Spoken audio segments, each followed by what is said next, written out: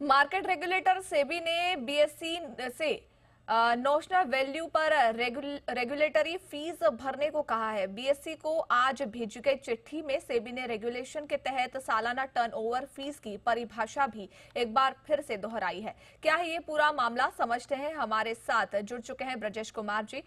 ब्रजेश जी, बताइए आखिर ये पूरा मामला क्या है। बिल्कुल, मामला ये है कि जो एक्सचेंजेस को जो फीस भरनी होती है अपने टर्नओवर पे, रेगुलेटर को, जिसको रेगुलेटरी फीस कहते हैं, वो 1 करोड़ के सौदे पर करीब 10 रुपए भरना होता है।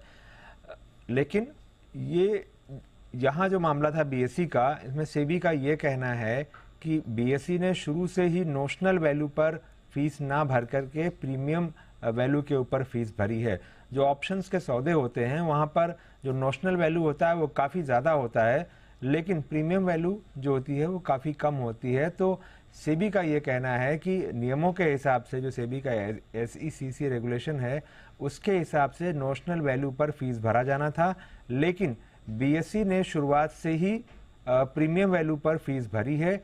इसलिए बीएसई को शुरू से लेकर के अब तक जो है की पूरी रकम जो है, जो डिफरेंशियल अमाउंट है, उस पूरी अमाउंट पर ब्याज के साथ 1 महीने में ये जो फीस का बकाया है, जो नियम के हिसाब से कम भरी गई है, वो बीएसई को चुकाना होगा। और सेबी ने एक बार फिर से साफ किया है कि रेगुलेशन में बिल्कुल साफ लिखा है कि एनुअल टर्नओवर किसे कहना चाहिए और उसी के हिसाब से ये पेमेंट होना चाहिए।